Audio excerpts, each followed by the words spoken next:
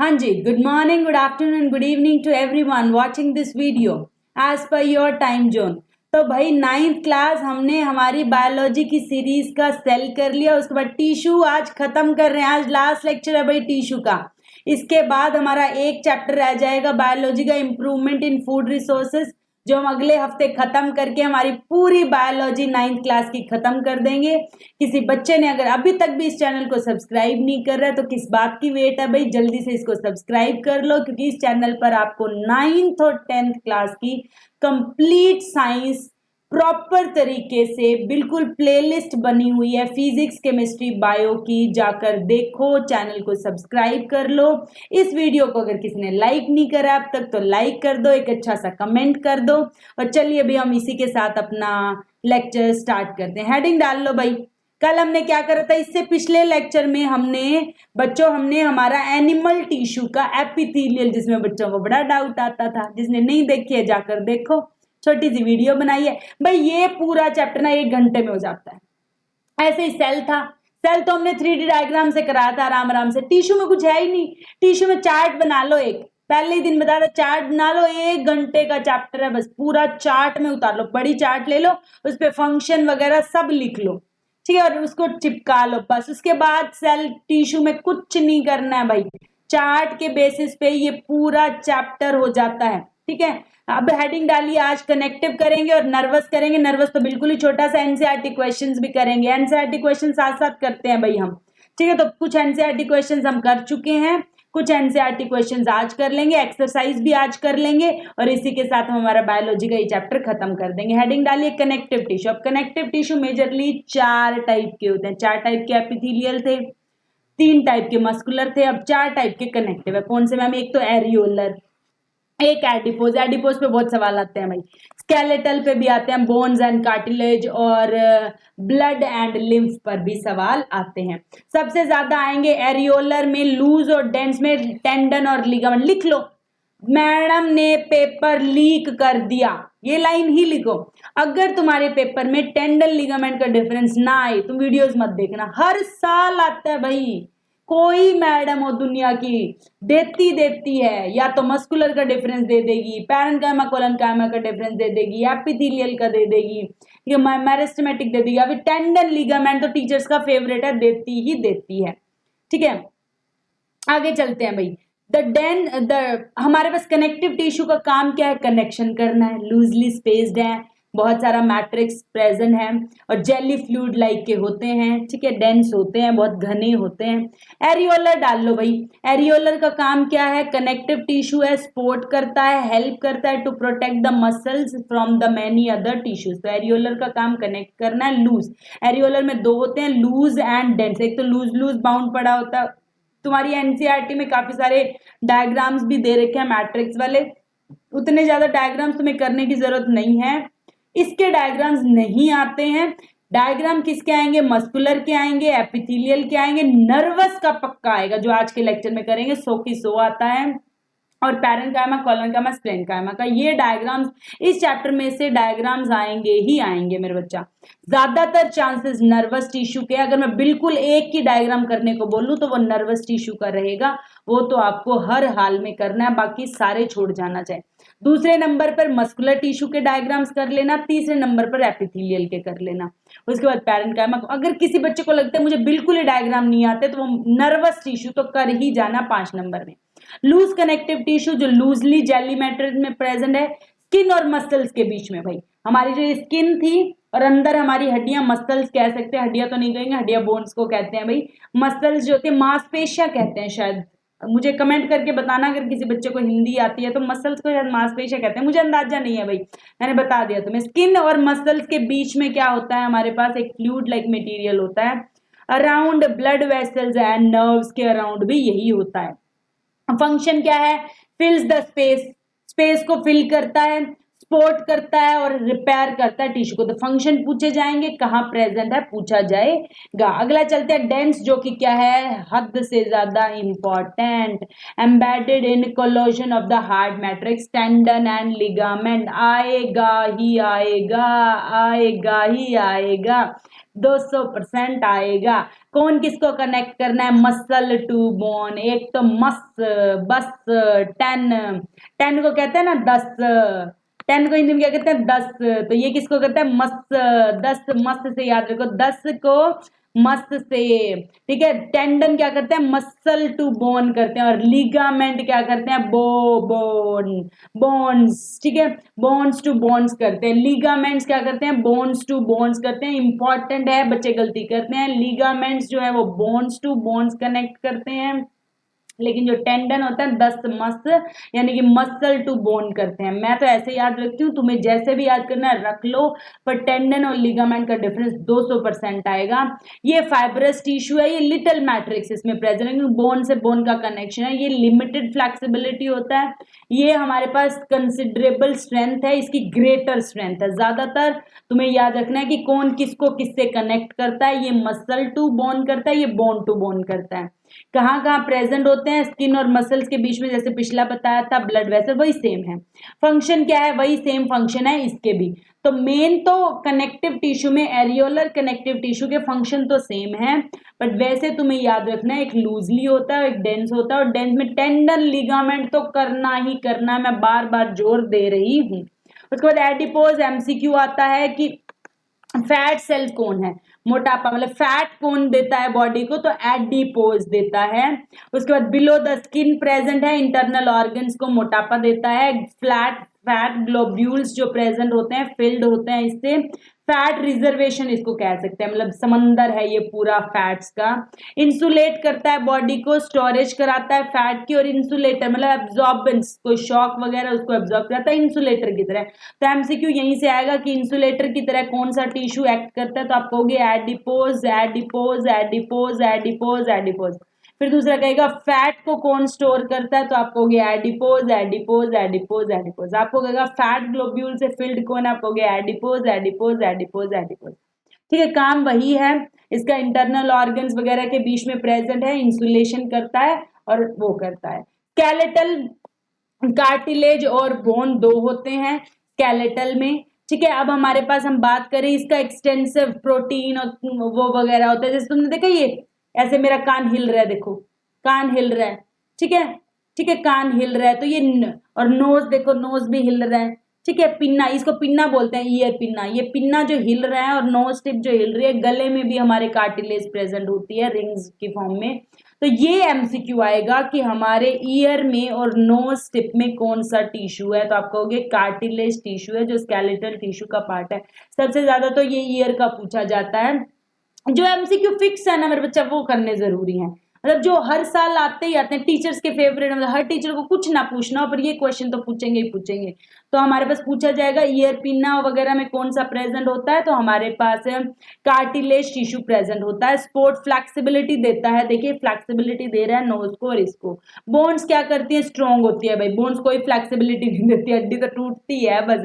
Non flexible tissue है, embedded है, calcium और फोस्फोरस से बनी होती है, पता है ना, दूध में कैल्शियम होता है इसलिए हड्डियों को मजबूत करता है। फंक्शन क्या है, सपोर्ट करता है फ्रेमवर्क को, और उसके बाद क्या करता है, main organs of the body, ठीक है, anchor the muscles and support the main body organs. तो बोन्स और कार्टिलेज भी अच्छे से कर लेना।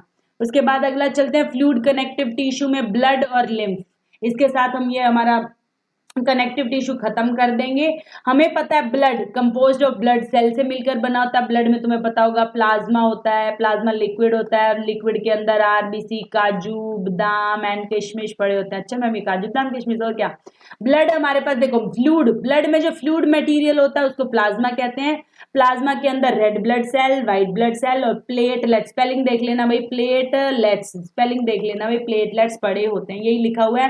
ब्लड सेल्स जो मैट्रिक्स होता है, फ्लूइड होता है, उसको ब्लड प्लाज्मा कहते हैं। उसके अंदर 3 टाइप के सेल्स प्रेजेंट होता है, आरबीसी, डब्ल्यूबीसी और प्लेटलेट्स। ये भी याद रखना, आरबीसी जो है रेड कलर देता है, हेमोग्लोबिन, हेमोग्लोबिन थोड़ा एक्स्ट्रा कर लो भी, हेमोग्लोबिन बिन एक्स्ट्रा कर लो भी। WBC हमें इन्फेक्शंस वगैरह से और जो भी फॉरेन मटेरियल्स हैं उनसे बचाता है हमें। और प्लेटलेट्स क्या करती है, इंजरी के टाइम हमारा ब्लड क्लॉट करती है। बेसिक बातें अभी 10th में दोबारा आएगी, पर मुझे लगता है बच्चों को पता होनी चाहिए। तो आपसे पूछा जाएगा ब्लड का क्या है, ट्रांसपोर्टेशन में हेल्प करता है। डाइजेस्टेड अनडाइजेस्टेड हार्मोन्स, कुछ भी बॉडी में कुछ भी हो रहा है, इधर से उधर कुछ भी हो रहा है, तो ब्लड का उसमें हिस्सेदारी है ही है। लिम्फ क्या होता है, कलरलेस होता है, उसमें WBC प्रेजेंट होता है लेकिन RBC नहीं होता है। वेरी इंपॉर्टेंट बात, लिम्फ का कलर जो होता है वो येलोइश होता है, ब्लड का कलर रेड होता है, क्योंकि ब्लड में क्या होती है, RBC होती है, लिम्फ में RBC नहीं होती। तो क्या होता है मैडम, ब्लड जैसा ही होता है, बट ब्लड से कम प्रोटीन वगैरह होते हैं, कुछ और सेल्स भी कम होते हैं ब्लड से। तो ब्लड ब्लड जैसा भी थोड़ा कह सकते हैं, इसका काम भी ट्रांसपोर्टेशन का है, बट येलो कलर का होता है, इसमें RBC नहीं होते हैं। उसके बाद चलते हैं हमारा लास्ट, और इसके साथ हम एनर्जी के साथ क्या कर देंगे, चैप्टर खत्म। उसके बाद नेक्स्ट वीक बायोलॉजी खत्म। भाई अक्टूबर एंड तक मैं तुम्हारा पूरा सिलेबस ही खत्म कर देती हूँ। तो उसके बाद तो असर्शन, भाई जिस बच्चे को असर्शन रीजन में दिक्कत है, मैं बार बार कह रही हूँ, मुझे कमेंट कर दो, मैं छोटी छोटी वीडियो बना के, या फिर लाइव कहोगे लाइव ले लेंगे, 10-10 मिनट में 10-10 MCQ 10-10 असर्शन डेली करा के फुल प्रैक्टिस करा दूंगी तुम्हारी। क्योंकि बड़े क्वेश्चन कितने मार्क्स के आने हैं, कैसे लिखने, वो तो मैं बता चुकी हूँ। MCQ मैंने हालांकि साथ साथ बताए हैं, लेकिन फिर भी कई बच्चों को लगता है मैम MCQ की एक बार प्रैक्टिस करा दो, असर्शन रीजन की हमें केस स्टडी की प्रैक्टिस करा दो। अगर किसी बच्चे को केस स्टडी की और असर्शन रीजन की प्रैक्टिस करनी है तो मुझे नीचे कमेंट कर दीजिए, मैं तुरंत आपके लिए वो सीरीज भी लेकर आऊँ, क्योंकि अभी हम फ्री हो जाएंगे, सिलेबस तो हमारा खत्म हो गया। उसके बाद मैं सोच रही हूँ तुम्हें क्वेश्चंस की प्रैक्टिस करवा दूंगी। नर्वस टिश्यू हमारे पास क्या होता है, जो सिग्नल्स को रिसीव करते हैं। 10th क्लास में पूरा एक दोबारा, ये 10th क्लास की स्लाइड है भाई, ये कॉपी पेस्ट मारूंगी सीधा अगले साल, सीधी सी बात है, मैं बता रही हूँ। जिसको डाउट हो रहा है ना मेरी बात पे, वो जाके अभी कंट्रोल कोऑर्डिनेशन वाला तुम्हारे ही साथ चल रहा है, वो चैप्टर भी 10th क्लास वाली वीडियो देख लो, कंट्रोल कोऑर्डिनेशन की लेक्चर नंबर हमारे पास 1 देख लो, कंट्रोल कोऑर्डिनेशन चैप्टर का लेक्चर नंबर 1 देख लो, सेम स्लाइड वहां पे है, कोई चेंज नहीं है, कॉपी पेस्ट मारी है। ठीक है, तो हमारे पास यहाँ की फंक्शनल यूनिट होती है। नर्वस सिस्टम क्या होता है, जो मैसेज को इधर से उधर ले जाने के लिए हेल्प करता है। उसमें कौन सा सेल होता है, नर्व सेल होता है, जिसका दूसरा नाम क्या होता है, न्यूरॉन होता है। तुम्हें पेपर में मैम कहेगी draw the diagram of neuron and also tell its function and structure. 5 number में, कितने नंबर में, 5 नंबर में आएगा, पक्का पक्का पक्का आएगा। तो सबसे पहले इसके डायग्राम के लिए मैं ये वाला डायग्राम बताती हूँ। एनसीईआरटी के डायग्राम में थोड़ी कम लेबलिंग थी, तो मैंने थोड़ा और एक्स्ट्रा ले लिया। अच्छा मैडम, हमें एक्स्ट्रा वाला करना है, कैसे, तुम्हारी मर्जी है भाई, जो एनसीईआरटी में गिना वो तो मस्ट है। उसके बाद जो याद रह जाए वो अच्छी बात है, 10th में तो करना ही है। सबसे पहले ऐसे देखो, पहले बनाना कहते हैं, ऐसे ऐसे बना लेना, ऐसे ये यू की शेप में, यू तो बना लोगे भाई, ऐसे यू तो बना लोगे, यू बना लिया, बीच में यहाँ पे साइटोप्लाज्म बना लेना, और फिर ऐसे ना ऐसे धागे से निकाल देना, ऐसे धागे से निकाल देना, और नीचे से यहाँ से ये ट्यूब निकाल देना। इस ट्यूब के बाहर बाहर ऐसे ऐसे ऐसे ऐसे, इसको माइलिन शीथ बोलते हैं। और ये बीच में जो ये बचा है, ये नोड्स ऑफ रैनवेयर है, ठीक है, ये नर्व एंडिंग है, और ये साइनेप्टिक नॉब है, ठीक है। बीच में इन जो ये डाटा है, इसमें स्वान सेल पड़े हैं, ये एक्सन होती है पूरी। तुम्हारे एनसीईआरटी वालों ने सिर्फ डेंड्रिट्स दिखाई है, न्यूक्लियस दिखाया है, सेल बॉडी दिखाई है, एक्सिन दिखाई है, नर्व एंडिंग दिखाई है, बस। मैंने जो एक्स्ट्रा कराया है वो श्वान सेल कराया है, माइलिन शीथ तो भाई करना ही करना, आते पूछते हैं माइलिन शीथ का, ठीक है। रोड ऑफ रैनवेयर याद रह जाए तो ठीक, श्वान सेल इसके अंदर है, याद रह जाए तो ठीक, नसेल ग्रेनुअल्स याद रह जाए तो ठीक, नहीं रह जाए तो कौन, सिनेप्टिक नॉब भी आपको करनी है। डायग्राम भाई इजी सा है, 7th क्लास में करते हो, 9th में करते हो, 10th में करते हो, +2 में करते हो, 50 बारी करते हो ये डायग्राम। अगर ये डायग्राम अभी भी नहीं आया तो तुम, मैं कहूंगी प्लीज कर लो, इजी सा डायग्राम है, 5 नंबर में आता ही आता है। पार्ट्स बता देती हूँ, डेंड्रॉन्स होते हैं और वो आगे डेंड्रिट्स में डिवाइड हो जाते हैं। ये तो धागे से थे ना, उससे पहले ये देखो, ये डेंड्रॉन्स है, और ये आगे आगे जो बट रहा है ये डेंड्रिट्स है, ठीक है जी। सेल बॉडी क्या है, पूरी उसकी बॉडी है जो इंफॉर्मेशन को एक्वायर करती है और बाद में उसको पास ऑन करती है। एक्सॉन क्या थी, ये लंबी ट्यूब थी, ये एक्सन क्या थी भाई, लंबी ट्यूब थी। पहले डेंड्रिट्स होते हैं, उसके बाद ये सेल बॉडी होती है, फिर एक्सन होता है, ये ट्यूब होती है और एंड में इसकी एंडिंग होती है, नर्व एंडिंग ही कहेंगे इसको। तो एक्सॉन क्या है भाई, लॉन्गेस्ट ट्यूब है जो ट्रांसमिट करती है इलेक्ट्रिकल, याद रखना भाई न्यूरॉन ओनली इलेक्ट्रिकल सिग्नल को ट्रांसमिट करता है, ठीक है। और ये किससे कवर होती है, माइलिन शीथ से कवर होती है। माइलिन शीथ के बीच में जो नोड्स, गांठें बनी हुई है, उनको नोड्स ऑफ रेनबेयर भी कहते हैं। The gap between the nerve ending of one neuron. अब तुम देखो भाई, मैसेज जो पास होना है, पहले एक न्यूरॉन ही तो छोटू सा है, दिखता थोड़ी हमें। अब एक न्यूरॉन, फिर ऐसे दूसरा तीसरा, पूरी बॉडी न्यूरॉन्स की भरी हुई है, पूरी बॉडी हमारी तो बेसिक यूनिट है, एक नर्वस टिश्यू की एक यूनिट को न्यूरॉन कहते हैं। तो ऐसे पता नहीं कितने, मैंने बताया था ना टिश्यू बहुत सारे सेल से मिलकर बना है, ऐसे पता नहीं कितने हजारों लाखों सेल हैं बॉडी में। तो जब एक सेल से दूसरे सेल में जाता है तो यहाँ तो नर्व एंडिंग और यहाँ दूसरे का डेंड्रिट, ऐसे ऐसे बने हुए ना, डेंड्रिट एक्सन, फिर दूसरे का डेंड्रिट, फिर एक्सन, ऐसे। तो ठीक है, तो यहाँ पे एक से इंफॉर्मेशन जाती है और दूसरा उसको पकड़ लेता है, एक के हाथ से दी दूसरे हाथ से ली।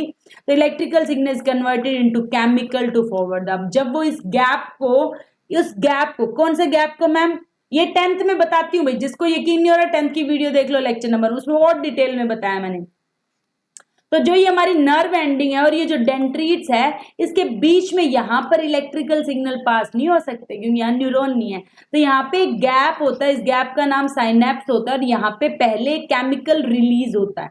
तो ऐसा कह सकते हैं इलेक्ट्रिकल, पहले केमिकल चेंज होता है और फिर इलेक्ट्रिकल बन जाता है। तो यही मैंने लिखा हुआ है, पहले इलेक्ट्रिकल सिग्नल था, फिर वो केमिकल सिग्नल में ट्रांसफर होता है, फिर वो उस गैप से निकलता है, फिर वापस इलेक्ट्रिकल में कन्वर्ट होता है। तो इसको 10th की वीडियो में और भी अच्छे से बताया गया है, बाकी तुम्हें 9th में इतना ही सिलेबस में है। इसका फंक्शन क्या होता है मेरे बच्चा, सबको पता है, एक से दूसरे में ट्रांसफर करने में नर्वस टिश्यू का ही काम होता है। प्रेजेंट कहाँ होता है, पूरी बॉडी में, ब्रेन, स्पाइनल कॉर्ड और न्यूरॉन से ही बनी हुई है। नर्व सेल ही पूरी बॉडी का कंट्रोल सेंटर है। ये पूरा हमने नर्वस सिस्टम में करा हुआ है 10th क्लास में भी। बस भाई अब चैप्टर थ्योरी वाइज खत्म हो गया। अब 10 मिनट में एनसीईआरटी क्वेश्चंस करेंगे। वैसे तो सारा थ्योरी में कराया, लिख के दे देते हैं भाई आंसर्स। कई बच्चे कहते हैं मैडम लिख देते हैं, हमें लिखना नहीं आता। चलिए, name the tissue responsible for movement करके आए हैं। मस्कुलर टिश्यू और नर्वस टिश्यू दोनों ट्रांसपोर्टेशन कराते हैं ना। न्यूरॉन किसकी तरह दिखता है, अभी अभी देख के आए हैं, ऐसे लॉन्ग ट्यूब की तरह दिखता है मैडम, जिसमें सेल बॉडी होती है, एक्सन होती है, नर्व एंडिंग होती है। जिसने भी नहीं देखा स्क्रीनशॉट ले लेना, आराम से वीडियो को पॉज करके स्क्रीनशॉट ले लेना। आगे चलते हैं। कार्डियक मसल के 3 फीचर बताओ भाई। 3 क्यों मैडम, तो 5-10 बता देंगे। एक तो स्ट्रिप्स बनी हुई थी, एक ब्रांच थी मैम, एक न्यूक्लियस ही था, एक सिलेंड्रिकल था, और इसको हम कंट्रोल नहीं कर सकते, हार्ट के अंदर होती है। एरियोलर के मैम बताओ, एरियोलर के बताओ ma'am. Inside the organ space feel होता है, इंटरनल होता है, रिपेयर करते हैं। सब मैंने कराया हुआ है मेरे बच्चा, थ्योरी में सब कराया हुआ है। ये अब एक्सरसाइज के क्वेश्चन चल रहे हैं अभी, एनसीईआरटी एक्सरसाइज पर आ गए हैं। डिफाइंड टिश्यू पहले ही क्लास में कराया था। सिमिलर स्ट्रक्चर के सेल जब मिल खड़े होते हैं तो वो टिश्यू बनाते हैं और टिश्यू मिलकर एक टाइप का काम करते हैं। जाइलम टिश्यू किस किस का बना होता है, ट्रैकियार्ड, स्पेशल पैरेन्किम। एक फॉर्मेलिटी पूरी कर रहे हैं, बाकी सब कराए हुए। मेरे बच्चे कहेंगे यस मैम रिवीजन चल रही है, ठीक है। सिंपल टिश्यू, कॉम्प्लेक्स टिश्यू में डिफरेंस बताओ। प्लांट सेल में सिंपल कौन से, parenchyma, collenchyma and sclerenchyma. Complex कौन से, जाइलम एंड फ्लोएम।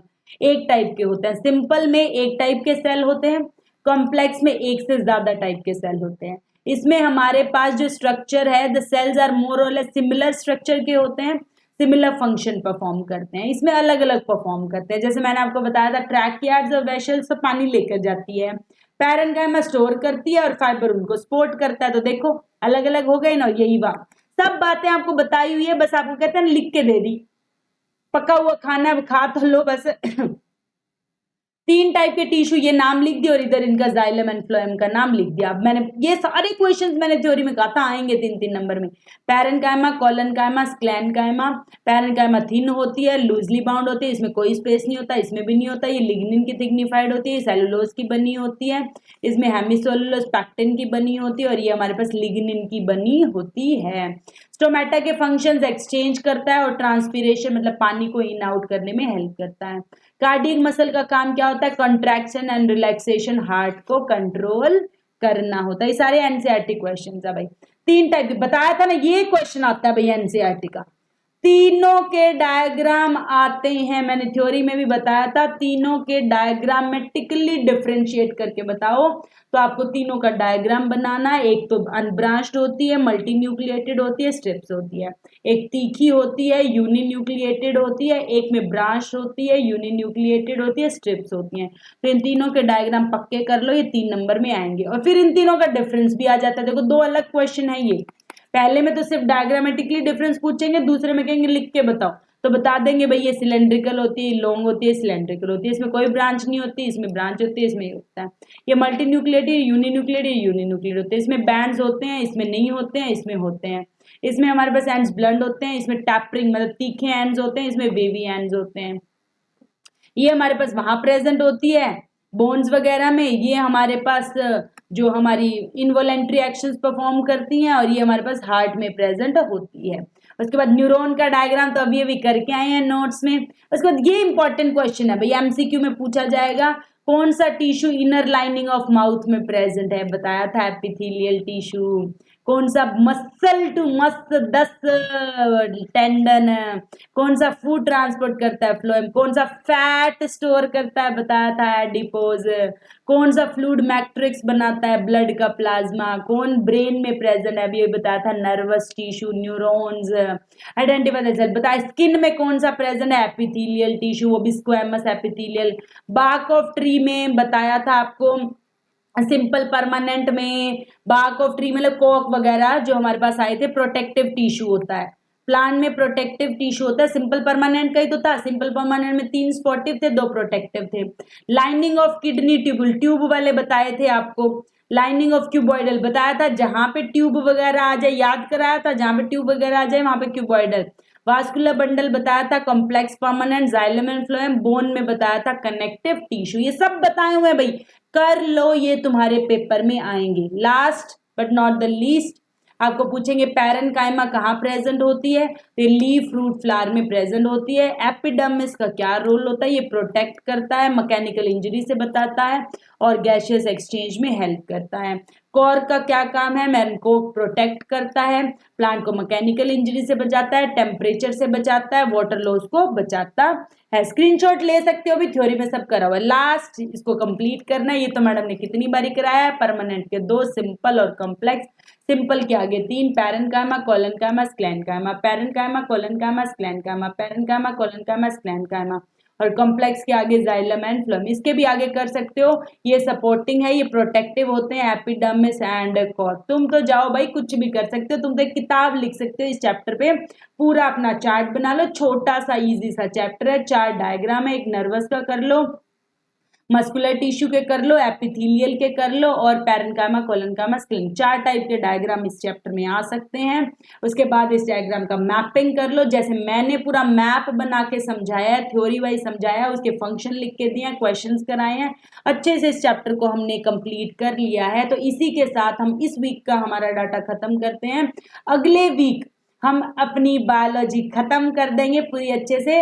मुझे कमेंट कर दीजिएगा अगर आपको असर्शन रीजन केस स्टडी में डाउट है, तो मैं उसकी भी एक सीरीज लेकर आ जाऊंगी। तो इसी के साथ thank you so much, keep learning, keep subscribing the channel, thank you.